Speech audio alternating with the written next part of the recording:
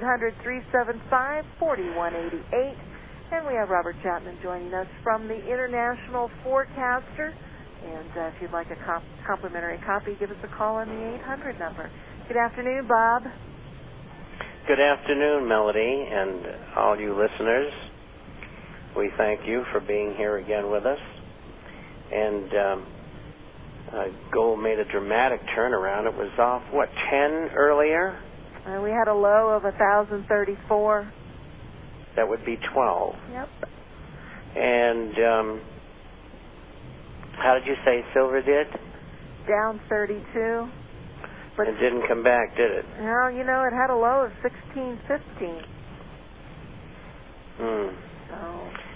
How about the USDX, the dollar index? That was up 0.36 at 76.30. It was down this morning. That's how much it was up yesterday, wasn't it? No, it was down. Down yesterday. It was down yesterday, pretty much, yes. Yeah, kind of a switch. Mm-hmm. They're trying to hold it up, but I think their impetus is gone. This thing probably next week will probably head down and test the recent low, and may very well go lower. But I think by the end of the year we'll be down testing the lows of 2 years ago. Not quite 2 years ago, but in that time frame. And they'll probably fiddle around there for 4 or 5 months and then break again. Could have some rallies out there, but I don't think they're going to be of any consequence. The stock market, I don't know the exact figure, but I think it was off around 250. It was down 250.15 at 97.12. I think we saw a little bit of margin selling in the gold and silver shares, but that's to be expected when you have a break like that. Fortunately, very few institutions are involved in the gold and silver shares. They all went out and bought SLV and GLD, and boy, they're going to be in for a wake-up call down the line here one day when they find out they don't have the gold and silver they say they have, and there's a run on them, and there'll be a collapse. That's what I'm expecting. And unfortunately, I'm usually right. But anyway, it was really a tough week. And we had the auctions, which ended on Thursday for U.S. Treasuries, and then we had the settlement of the gold options. And as we all know, the government manipulates the market when that comes up, or those two events come together. It's kind of a double whammy. But I think we did very good on the spot price, and things will sort themselves out in the next week or two. We'll have a strong move back up again. And this isn't going away. The 96% of the so-called experts, and of course we're in the 3%, say that gold's going to 1,000 or 900 or 700, wherever. And they've been wrong every single time.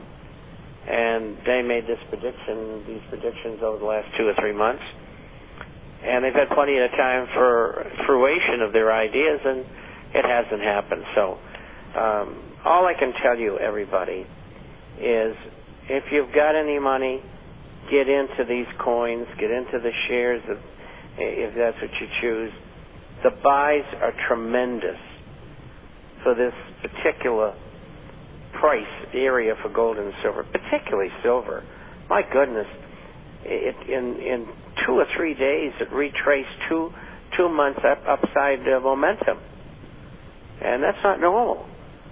So there's plenty of opportunity there. Questions? Here we go, and I got a lot of them. Michael says, hi, Bob and Melody. One of the writers I read is nearly in total agreement with everything Bob says. I didn't know there were two insane people like me around. He places much of the current economic situation in purposeful withdrawal of credit from the economy by the Fed via banks, thereby crushing business, etc. And businesses can no longer access credit lines, etc. the money stays parked in the Fed, earning interest while the economy collapses. Well, all of that's quite true. Number one, please comment on whether you agree with this being a primary mode they use to crush the economy quickly. I think that there's no quickness about it. I think it's an incremental, slow, grinding demise.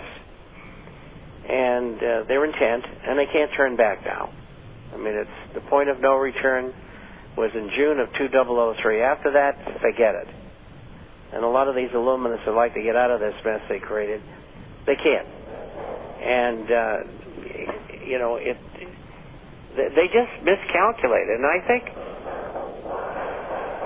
besides that, you'll have to excuse me, but we're having some work done, and there's no way I can alter what's going on, so I hope you don't hear that too loudly. It'll happen from time to time.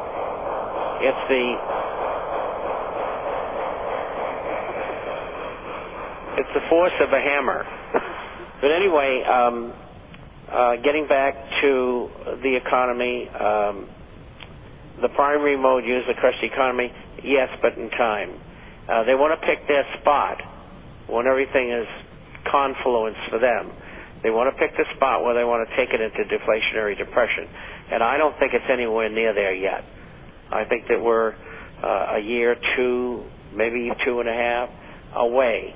And that's when they're going to collapse the dollar, and gold's going to just go through the roof. So, number two, once these bank deposits correctly held at the Fed are ordered loaned, how long will it be before hyperinflation hits us? And that's a real good question, because most people don't understand this.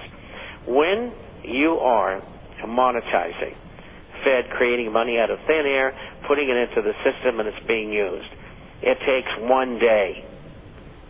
I saw Glenn Beck a couple of nights ago talking about monetization and things of that sort. And incidentally, that program was 95% truth and 5% misdirection and propaganda, and that's what this guy's all about. So don't get sucked in by him. And he's not dumb, and he's a good actor. Getting back to question number two, and the bank deposits. The Fed lent money to the banks. They created money out of thin air. The banks, they take the money and they put it on deposit with the Fed and make 2.5 or 3% for doing nothing. Now, that money doesn't get monetized until it's used. Loans from the Fed to the banks are being used, but 14% less than what had been done previously. In other words, year on year, bank loans are off 14%. So, when the banks start spending that money, what they're going to do is monetize, and it is immediately inflationary. I saw some other reports from decent economists, decent in the sense that they,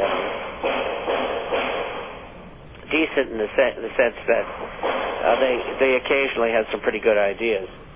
They're calling for 5% inflation next year. Now, they're basing that on the figures that come out in the CPI, which are created by the government, which are lies. The last time, 2 years ago, we had inflation, the government admitted to, of 5%.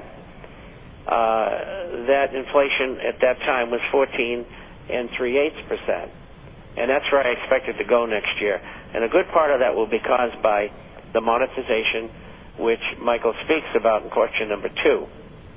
How long before hyperinflation hits? It all depends on what you call hyperinflation. Is it 14%, or is it 20, or is it 30?